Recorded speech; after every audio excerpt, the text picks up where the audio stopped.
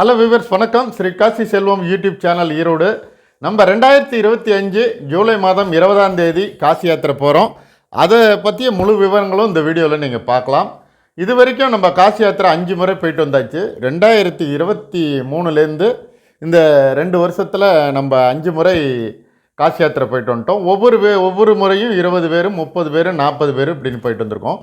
போன வருஷம் இதே ஜூலை 21 நம்ம போயிருக்கோம். இந்த வருஷம் ஜூலை 20 போகிறோம். கிளைமேட் நல்லாயிருக்கும். நம்ம காசி யாத்திரை போகிறதுனா எந்த சுச்சுவேஷன் கிளைமேட்லாம் பார்த்து தான் போகிறோம்.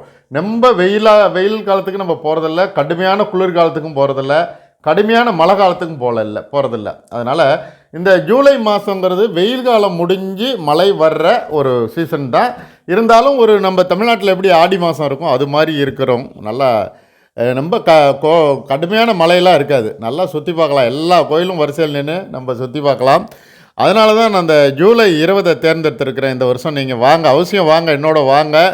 எல்லா இடமும் அருமையாக சுற்றி காமிக்கலாம். மொத்தம் 9 நாள் பயணம் இருக்கும் நமக்கு டோட்டலி. நம்ம ஈரோடு, அதாவது அந்த வண்டி கேரளாலேருந்து வர்ற ரயிலுங்கிறதுனால நமக்கு கோயம்புத்தூர், திருப்பூர், ஈரோடு, சேலம், ஜோலார்பேட்டை, சென்னையிலேருந்து வர்றவங்க பெரம்பூரில் ஜாயின்ட் ஆகிக்கலாம். இதுதான் நமக்கு ரூட்டு. இது ஒரு அற்புதமான ஒரு சுற்றுலா, ஆன்மீக சுற்றுலா. மொத்தம் 9 நாட்களுங்க. இதில் போக 2 நாள், வர 2 நாள் அப்படிங்கிறது உங்களுக்கு காசி யாத்திரையை கிட்டத்தட்ட 4 நாள் ரயில்லையே உங்களுக்கு டைம் சரியாக போயிடும். மீதி உள்ள 5 நாட்களில் காசியில் 2 நாள் நம்ம சுற்றி பார்க்குறோம். எல்லா கோயிலும் போயிட்டு வந்துடுறோம். அடுத்தது அங்கேருந்து அலகாபாத்லேருந்து அயோத்தி ராம ஜென்ம பூமி, அங்கேருந்து கயாவில் ஈவினிங் டைமில் புத்தகயா. இதுதான் நம்மளுடைய இந்த டைம் டேபிள். இதை நம்ம அருமையாக ஃபாலோ பண்ணி தான் கூட்டிகிட்டு போகிறோம். ஒவ்வொருத்தவங்களும் எல்லாமே வயசானவங்க தான் வர்றாங்க. எல்லாமே 60 வயசு, 70 வயசு, 80 வயசுக்காரங்க கூட வர்றாங்க. நம்ம போன இதே 2024 ஜூலை 21 40 பேரோடு போயிட்டு வந்தோம். அதுதான் அதிகபட்சம். ஒரு 20 பேர் சேர்ந்தால் கூட நம்ம புறப்படலாம். அதனால் இந்த ஜூலையில் நம்ம எவ்வளோ ஆட்கள் வர்றாங்களோ அவ்வளோ பேரையும் நம்ம கூட்டிகிட்டு போயிட்டு வரோம். காசியில் காலபைரவர் ஃபஸ்ட்டு, காசி விசாலாட்சி, காசி விஸ்வநாதர், கங்கையில் குளியல், அப்புறம் கங்கா ஆரத்தி இப்படின்னு. அப்புறம் காசியில் இருக்கிற நிறைய கோயில்கள் இருக்குது. 2ஆவது நாள் காலையில் நம்ம சாப்பிட்டுட்டு புறப்பட்டோம்னா சங்கடமோட்சி ஹனுமான், துளசி மானஸ் மந்திர், துர்கா மந்திர் அப்படின்னு நிறைய ஹனுமான் கோயில், நிறைய பார்க்க வேண்டிய இடங்கள்லாம் இருக்குது. நயா பிர்லா மந்திர் பனாரஸில் இருக்குது. அதையும் நம்ம பார்த்துடலாம்.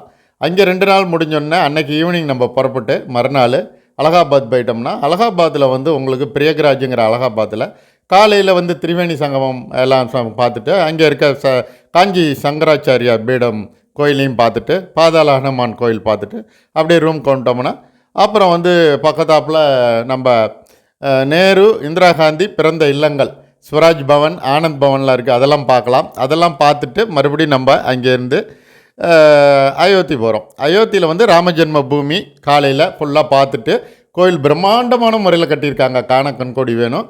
அதுக்கப்புறம் நம்ம ஈவினிங் சராயு நதியில் போய் நல்லா பார்க்க வேண்டிய இடம். சராயு நதியில் அந்த நதிக்கரை ஓரத்தில் இருக்கிற கட்டடக்கலையெல்லாம் பார்த்திங்கன்னா அவ்வளோ அற்புதமாக இருக்கும். அதையும் பார்த்துட்டு அன்னைக்கு நைட்டு நம்ம அங்கேருந்து கயா போகலாம். கயாவில் பிண்டம் தர்ப்பணம் கொடுக்குறவங்க விஷ்ணுபாதங்கிற கோயிலில் எல்லாம் கொடுத்துட்டு நம்ம evening Bodh Gaya, Japan, Singapore, China கோயில்கள், இலங்கை, ஸ்ரீலங்கா கட்டியிருக்கிற அந்த புத்த விகாரைகள்லாம் நம்ம சுற்றி பார்த்துட்டு மறுபடியும் அன்றைக்கி நைட் அங்கே ஸ்டே பண்ணிவிட்டு மறுநாள் ஞாயிற்றுக்கிழமை நம்ம புறப்பட்டு சென்னை வர்றோம். திங்கக்கிழமை சாயங்காலம் 4 மணிக்கு அந்த ரயில் சென்னை வந்துடும்.